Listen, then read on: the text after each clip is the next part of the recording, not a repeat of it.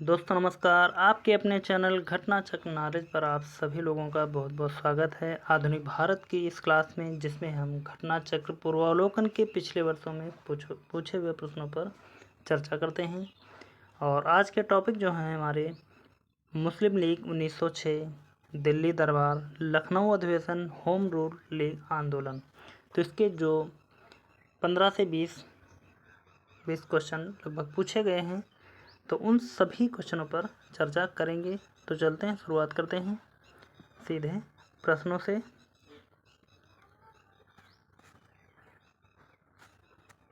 पहला प्रश्न दिया गया है, निम्नलिखित में से किसने ऑल इंडिया मुस्लिम लीग की स्थापना की थी? चार ऑप्शन हैं। ए सर सैयद अहमद खां, बी सर मोहम्मद इकबाल, सी आगा खां, डी नवाब सलीमुल्लाह खान। चार ऑप्शन है। चारों ऑप्शनों में से इसका राइट आंसर देखा जाए तो हो जाएगा इसका सही उत्तर डी नवाब सलीमुल्लाह खान। अगला क्वेश्चन दिया गया है, मुस्लिम लीग के संस्थापक थे? ए लियाकत अली, बी शौकत अली, सी नवाब सलीमुल्लाह, डी M.A. जिन्ना यानी कि मोहम्मद अली जिन्ना। चार ऑप्शन दिए गए हैं। चारों में से इसका सही उत्तर बताना है कि मुस्लिम लीग के संस्थापक थे। तो इसका सही उत्तर हो जाएगा सी नवाब सलीमुल्लाह। अगला प्रश्न देखते हैं। अगला प्रश्न दिया गया है, 1906 में मुस्लिम लीग की स्थापना हुई थी? ए लाहौर में, बी दिल्ली में, सी कलकत्ता में, डी ढाका में। चारों ऑप्शनों में से इसका राइट आंसर हो जाएगा हमारा डी ढाका में। आगे बढ़ते हैं, अगला प्रश्न देखते हैं। अखिल भारतीय मुस्लिम लीग की स्थापना किस वर्ष में हुई थी?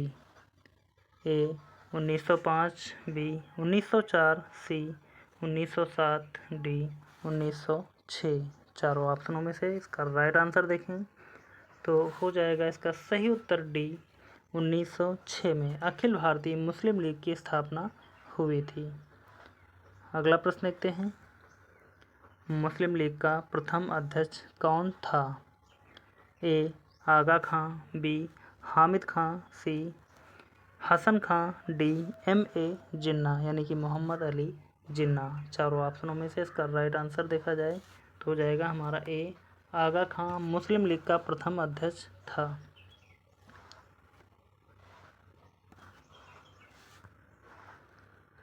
अगला क्वेश्चन है, 1907 ईस्वी में मुस्लिम लीग का वार्षिक अधिवेशन कहाँ हुआ था? ए ढाका में, बी कराची में, सी अलीगढ़ में, डी लखनऊ में। चारों ऑप्शनों में से इसका राइट आंसर यहाँ पर देखें तो हो जाएगा इसका सही उत्तर बी कराची में 1907 में मुस्लिम लीग का वार्षिक अधिवेशन हुआ था, जो इस समय वर्तमान में पाकिस्तान में स्थित है। अगला प्रश्न, मुस्लिम लीग ने अपना वार्षिक अधिवेशन नियमित रूप से प्रारंभ किया था? ए 1916 ईस्वी से, बी 1919 ईस्वी से, सी 1924 ईस्वी से, डी 1925 ईस्वी से, ई उपरोक्त में से कोई नहीं है, एक में से अधिक। यहाँ पर इसका सही उत्तर बताना है। तो यहाँ पर राइट आंसर अगर देखें तो हो जाएगा हमारा ई वाला ऑप्शन, उपरोक्त में से कोई नहीं है, एक से अधिक। आगे बढ़ते हैं और यहाँ पर देखेंगे हम इसकी महत्वपूर्ण व्याख्या को।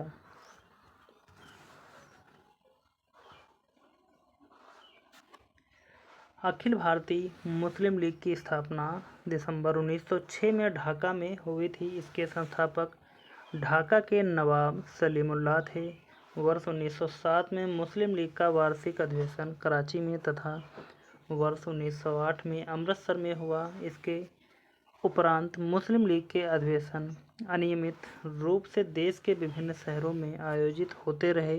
यद्यपि बिहार लोक सेवा आयोग ने अपनी उत्तर कुंजी में इस प्रश्न का उत्तर विकल्प डी को माना है, जो सही नहीं है, इसलिए हमने ई वाला ऑप्शन चूज किया है। आगे बढ़ते हैं और देखते हैं अगले प्रश्न को। अगला प्रश्न है, निम्नलिखित वक्तव्यों पर विचार कीजिए। यानी कि कथन दिया गया है, लीग ने कांग्रेस के मुस्लिम जनता के साथ मिलकर उद्देश्य पूर्ति में लगाने के अधिकार को मानने से मना कर दिया। तो यहाँ पर पहला कथन तो हमारा बिल्कुल सही है। आगे चेक कर लेते हैं कारण क्या कह रहा है। वैसा अधिकार अकेली मुस्लिम लीग का ही था। तो यहाँ पर आर तो हमारा गलत है, यानी कि कारण गलत है, कथन सही है। तो हमारा ए और आर दोनों सही, पहला गलत हो जाएगा। ए और आर दोनों सही, यहाँ भी पहला गलत हो जाएगा। ए सही परंतु आर गलत, तो सी वाला राइट आंसर हो जाएगा। आगे बढ़ जाएंगे अगले प्रश्न की तरफ। अगला प्रश्न है, भारतीय स्वाधीनता संघर्ष के या संदर्भ में निम्नलिखित में से कौन सा कथन सही नहीं है। तो यहाँ पर जो सही नहीं है वह बताना है हमको।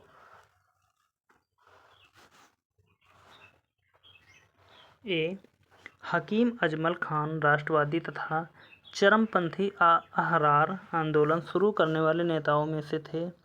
तो बिल्कुल राइट है इसका। और चेक करते हैं थोड़ा सा जूम करके।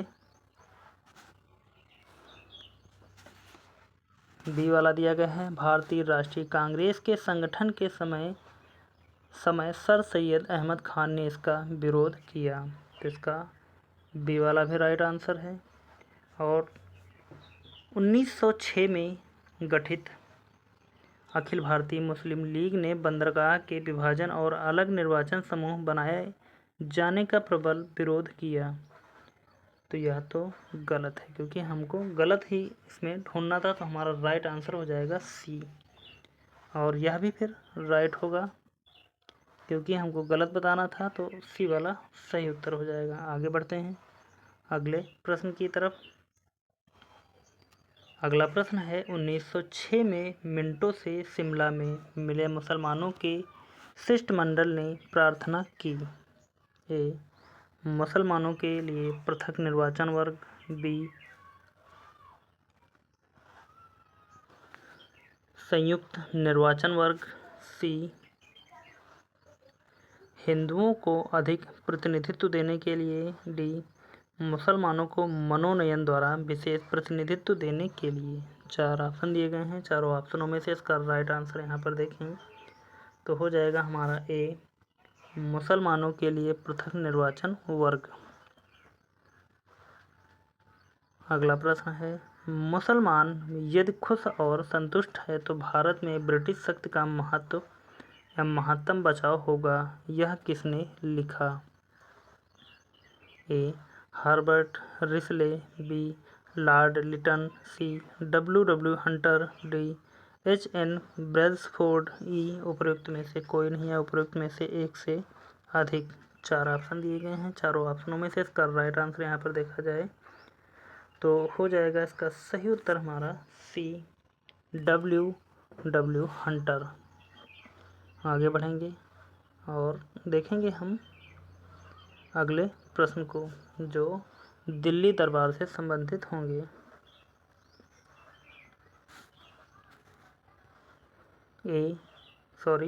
ब्रिटिश काल में दिल्ली के पहले भारत की राजधानी कहाँ थी। ए, कलकत्ता। बी, मुंबई। सी, पटना। डी, लखनऊ। तो इन चारों ऑप्शनों में से इसका राइट आंसर यहाँ पर देखा जाए तो हो जाएगा इसका सही उत्तर कि ब्रिटिश काल में दिल्ली के पहले भारत की राजधानी कहाँ थी। तो इसका राइट आंसर हो जाएगा सी, पटना। आगे बढ़ते हैं और देखेंगे यहाँ पर हम इसकी व्याख्या को। तो यहाँ पर देखें हमारा कुछ यहाँ पर मिस्टेक हो गया है। यहाँ पर जो हमने दिल्ली लगाया है यह गलत होगा, क्योंकि इसके पहले दिल्ली से पहले जो थी कलकत्ता। ए वाला राइट आंसर होगा। तो यह मिसप्रिंट या क्वेश्चन बताने में गलती हुई है। देखेंगे यहाँ पर इसकी हम व्याख्या को दिया गया है। ब्रिटिश काल में दिल्ली से पहले भारत की राजधानी कलकत्ता थी। ब्रिटेन के राजा जॉर्ज पंचम के भारत आगमन 12 दिसंबर 1911 के समय बंगाल विभाजन रद्द कर भारत की राजधानी कलकत्ता से दिल्ली स्थानांतरित करने की घोषणा की गई। लॉर्ड हार्डिंग द्वितीय के कार्यकाल में यह कलकत्ता से दिल्ली स्थानांतरित हुई। वर्ष 1912 में दिल्ली राजधानी बनाई गई। आगे बढ़ेंगे अगले प्रश्न की तरफ। 1912 ईस्वी में जब राजधानी कलकत्ता से दिल्ली लाई गई उस समय भारत का वायसराय कौन था? 4 ऑप्शन दिए गए हैं। A Lord Mayo, B Lord Lawrence, C Lord Minto, D Lord Hardinge. तो इन चारों ऑप्शनों में से इसका राइट आंसर यहाँ पर देखें हम कि 1912 में जब राजधानी कलकत्ता से दिल्ली लाई गई उस समय भारत का वायसराय कौन था?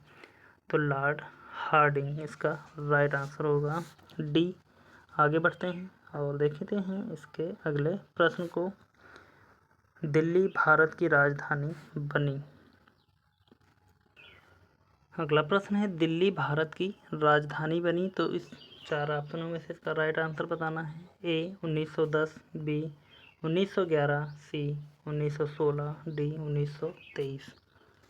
इन चारों ऑप्शनों में से यदि हम देखें कि दिल्ली कलकत्ता से दिल्ली स्थानांतरित जो राजधानी हुई थी वह 1912 में, लेकिन यहाँ 1912 नहीं है ऑप्शन में, तो हम किस ऑप्शन की तरफ बढ़ सकते हैं? 1911 यानी कि बी वाले ऑप्शन की तरफ, क्योंकि 1911 में इसकी बैठक हुई थी,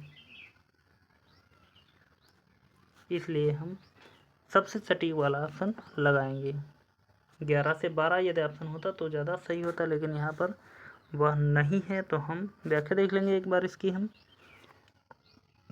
उल्लेखनीय है कि दिल्ली को राजधानी बनाने की घोषणा वर्ष 1911 में की गई थी, जबकि कलकत्ता से दिल्ली उसका स्थानांतरण 1912 में हुआ था। अतः स्थानांतरण के संबंध में यदि विकल्प में 1911 एवं 1912 दोनों वर्ष दिए गए होते तो इस संदर्भ में दूसरा वर्ष 1912 अधिक मान्य होगा।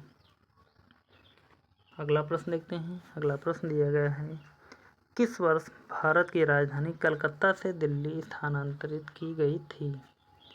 ए 1901, बी 1905, सी 1911, डी 1912। तो यहाँ पर इसका राइट आंसर हम लगा लेंगे 1912, डी वाला राइट आंसर हो जाएगा। आगे बढ़ते हैं, अगला प्रश्न देखते हैं। किस वर्ष भारत की राजधानी कलकत्ता से दिल्ली आई? ए 1905, बी 1909 और ऑप्शन और नहीं है यहाँ पर, तो सी हम लिखेंगे 1911 और डी लिख लेंगे 1912।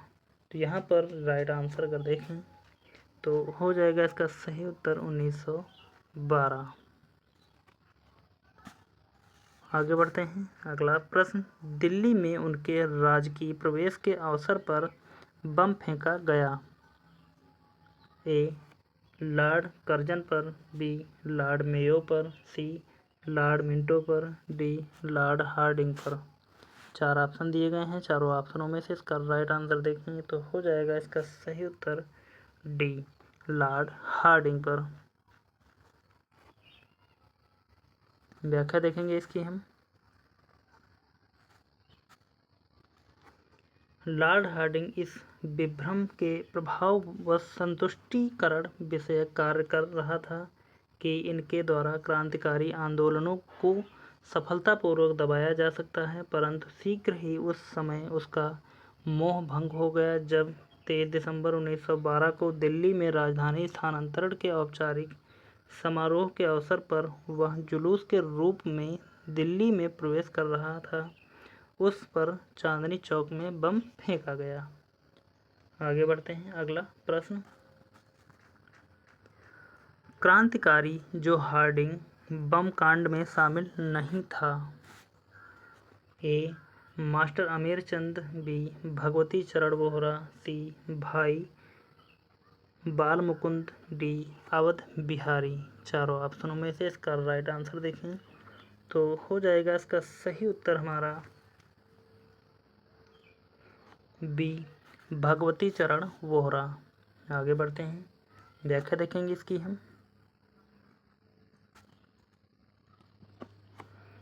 हार्डिंग बम कांड दिल्ली षड्यंत्र केस के रूप में प्रसिद्ध है। इसमें 13 व्यक्तियों को अभियुक्त बनाया गया था, जिसमें मास्टर अमीर चंद, दीनानाथ, भाई बाल मुकुंद, बालराज, भैला, बसंत कुमार, अवध बिहारी को गिरफ्तार किया गया था।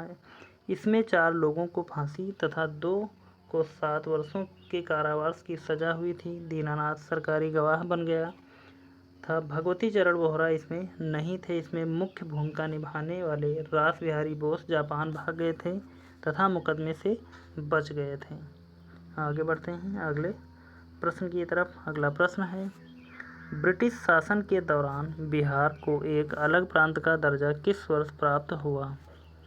ए 1905, बी 1912, सी 1936, डी 1946। चारों ऑप्शनों में से इसका राइट आंसर देखें, बी 1912। आगे यहाँ से स्टार्ट होंगे कांग्रेस का लखनऊ अधिवेशन। तो चलते हैं, देखते हैं इससे संबंधित महत्वपूर्ण प्रश्नों पर चर्चा करेंगे। 1 दिसंबर 1916 में इंडियन नेशनल कांग्रेस तथा इंडियन मुस्लिम लीग ने एक ही समय अपने अधिवेशन आयोजित किए थे। ए अलीगढ़ में, बी इलाहाबाद में, सी लखनऊ में, डी लाहौर में। 4 ऑप्शन दिए गए हैं। चारों ऑप्शनों में से इसका राइट आंसर देखें तो हो जाएगा इसका सही उत्तर सी लखनऊ में। आगे बढ़ते हैं अगला प्रश्न, 1916 में भारतीय राष्ट्रीय कांग्रेस के लखनऊ अधिवेशन की अध्यक्षता की थी। ए Annie Besant, B Lala Lajpat Rai, सी मोतीलाल नेहरू, डी AC मजूमदार। चारों ऑप्शनों में से इसका राइट आंसर देखें तो हो जाएगा इसका सही उत्तर AC मजूमदार। अगला प्रश्न, कांग्रेस और मुस्लिम लीग के बीच प्रसिद्ध लखनऊ समझौते पर हस्ताक्षर हुआ था। ए 1913 में, बी 1914 में, सी 1915 में, डी 1916 में। चारों ऑप्शनों में से इसका राइट आंसर हो जाएगा हमारा डी 1916 में कांग्रेस और मुस्लिम लीग के बीच प्रसिद्ध लखनऊ समझौते पर हस्ताक्षर हुए थे। अगला प्रश्न, अतिवादियों एवं उदारवादियों के पुनर्मिलन की प्रक्रिया में प्रमुख शिल्पी निम्न में से कौन था? ए एनी बेसेंट, बी MA जिन्ना, सी मैडम कामा, डी फिरोज शाह मेहता। 4 ऑप्शन दिए गए हैं। चारों में से बताना है इसका राइट आंसर तो हो जाएगा इसका सही उत्तर हमारा ए एनी बेसेंट। आगे बढ़ते हैं अगला प्रश्न या इसकी व्याख्या देखेंगे हम, उसके बाद में हम प्रश्न की तरफ बढ़ेंगे। दिया गया है वर्ष 1916 में भारतीय राष्ट्रीय कांग्रेस का लखनऊ अधिवेशन, जिसकी अध्यक्षता अंबिका चरण मजूमदार ने की थी, 2 दृष्टियों से स्मरणीय था। प्रथम, उग्रवादियों जिन्हें 9 वर्ष पूर्व 1907 कांग्रेस से निष्कासित किया गया था, कांग्रेस में पुनर्प्रवेश हुआ था। द्वितीय, कांग्रेस और मुस्लिम लीग के अध्यक्ष मध्य समझौता हुआ था। अतिवादियों एवं उदारवादियों के पुनर्मिलन की प्रक्रिया में एनी बेसेंट एवं तिलक ने महती भूमिका निभाई, जबकि मोहम्मद अली जिन्ना और तिलक कांग्रेस लीग समझौते के मुख्य शिल्पी थे। आगे बढ़ते हैं अगले प्रश्न की तरफ। अगला प्रश्न है, वर्ष 1916 में मुस्लिम लीग और कांग्रेस के मध्य किसने समझौता कराया था? ए BG तिलक ने, बी गोखले ने, सी एनी बेसेंट ने, डी JL नेहरू थे। 4 ऑप्शन दिए गए हैं। चारों ऑप्शनों में से 1916 में मुस्लिम और कांग्रेस के मध्य किसने समझौता कराया था? तो इसका राइट आंसर हो जाएगा हमारा ए BG तिलक ने। आगे बढ़ते हैं अगला क्वेश्चन देखेंगे हम। दिया है, कांग्रेस के 1916 के लखनऊ अधिवेशन में कौन सा मुख्य दूरगामी परिणाम वाला निर्णय लिया गया था? ए मुस्लिम लीग की पृथक निर्वाचन क्षेत्र की मांग स्वीकार की, बी कांग्रेस और मुस्लिम लीग का अस्थायी विलय हो गया। सी, कांग्रेस का अध्यक्ष एक मुस्लिम व्यक्ति चुना गया। डी, इनमें से कोई नहीं। चारों ऑप्शनों में से इसका राइट आंसर यहाँ पर देखना है, तो इसका सही उत्तर हो जाएगा हमारा ए, मुस्लिम लीग की पृथक निर्वाचन क्षेत्र की मांग स्वीकार की। आगे बढ़ते हैं और देखते हैं यहाँ पर इसकी व्याख्या को।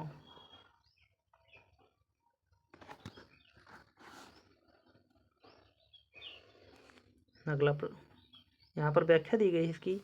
लखनऊ समझौते 1916 के तहत कांग्रेस ने मुसलमानों के लिए प्रथम बार पृथक निर्वाचन मंडल की मांग को स्वीकार कर लिया, जो मुस्लिम लीग के लिए एक सकारात्मक उपलब्धि थी, क्योंकि कांग्रेस अब तक इसका विरोध करती आ रही थी। डॉक्टर रमेश चंद्र मजूमदार ने लखनऊ समझौते की कटु आलोचना करते हुए लिखा है कि परवर्ती घटनाओं की पृष्ठभूमि में निस्संदेह रूप से यह कहा जा सकता है कि वर्ष 1916 में कांग्रेस द्वारा लखनऊ समझौता करने के निर्णय के वस्तुतः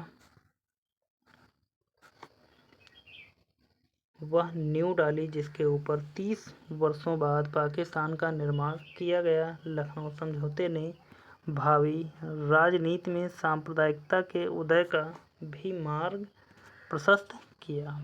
आगे बढ़ते हैं, अगला प्रश्न देखते हैं। अगला प्रश्न है, कांग्रेस ने प्रथम बार मुस्लिम समुदाय के लिए पृथक निर्वाचन प्रणाली स्वीकार की, वह वर्ष था। ए 1909, बी 1916, सी 1931, डी 1932। चारों ऑप्शनों में से इसका राइट आंसर देखें तो हो जाएगा इसका सही उत्तर बी 1916। आगे बढ़ते हैं, अगला क्वेश्चन देखेंगे। इंडियन नेशनल कांग्रेस और मुस्लिम लीग के बीच मतैक्य का काल निम्न में से कौन प्रदर्शित करता है? ए 1911 6 से 11, बी 1916 से 22, सी 1917 से 21, डी 1940 से 46।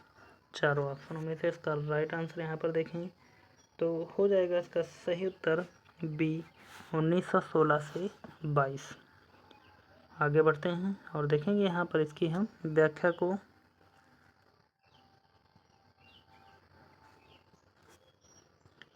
जैसा कि दिया गया है, वर्ष 1916 से 22 तक का काल इंडियन नेशनल कांग्रेस और मुस्लिम लीग के बीच मतैक्य का काल था।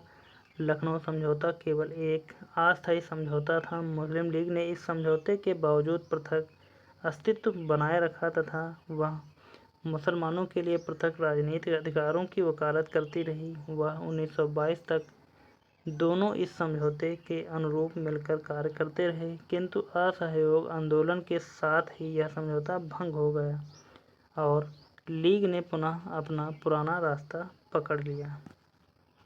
आगे बढ़ते हैं, अगला प्रश्न।